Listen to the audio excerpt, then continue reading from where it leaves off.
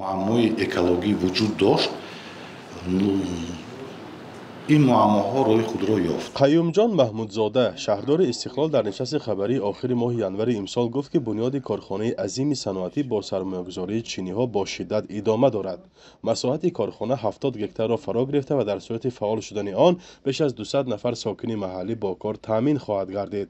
این کارگاه اساساً کندنی‌های کوهی شرکت تاجیکستان و چین شهرک زرنسا را کارکرد می‌کند و هزینه آن 50 میلیون دلار آمریکایی گفته می‌شود. در نقشه هست که اون کنسنترات هایی که میبرن همچون متال پیشتر میبودن حاضر اونها رو به 4 قسم تقسیم میکنن.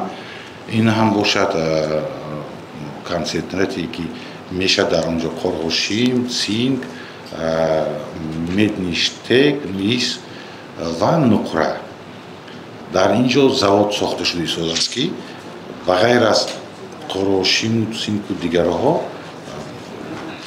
جدا نمودن خودی نقره، متالی نقره با اقتداری 50 تن در یک سال در این کارخانه در آینده اکومولاتورها برای نقلیات استحصال کرده می شود.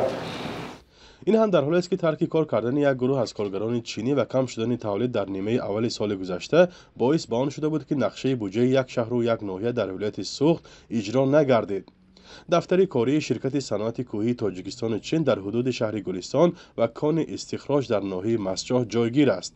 برای همین فعالیت این کارخانه به 2 شهر و ناحیه ولایت سوخت تاثیر دارد. همکنون شهر استقلال نیز وابسته این کارخانه می گردد. این شرکت سال 2007 با سرمایه دولت چین تأسیس یافته است و به استخراج سرب و روح و میز مشغول است. اینچنین با تکنولوژی چینی ها در شهر استقلال کارگاه های دیگر نیز امسال به فعالیت آغاز خواهند کرد. بغیر از این در پهلوی این کارخانه ها 2 کارخانه تأسیس داده شده است. این هم باشد کارکرد آهک سنگ، استحصال آهک. آهک هم باشد در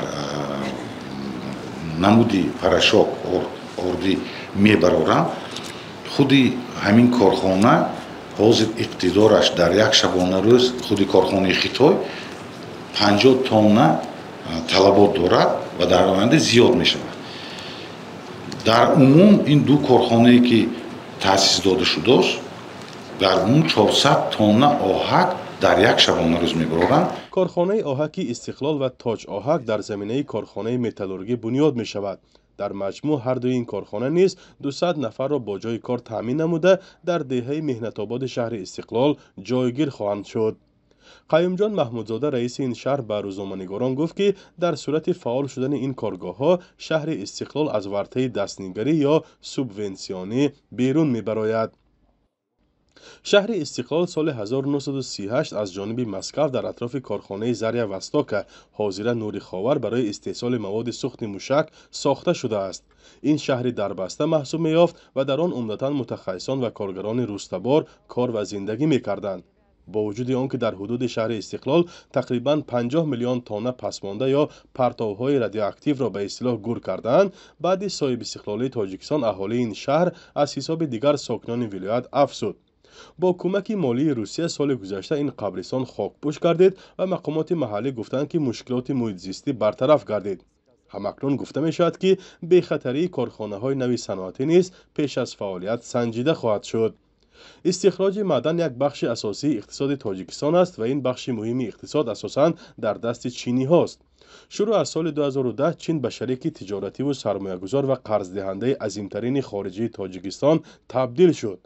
امامعلی رحمان در جریان یک سفر دولتی رهبر چین سی جینپینگ به تاجیکستان گفته بود که در دوام سال 2007 تا 2023 چین بیش از 4 میلیارد دلار سرمایه گذاری کرده. فعلا در کشورش بیش از 700 شرکت با سرمایه چینی فعالیت می کند.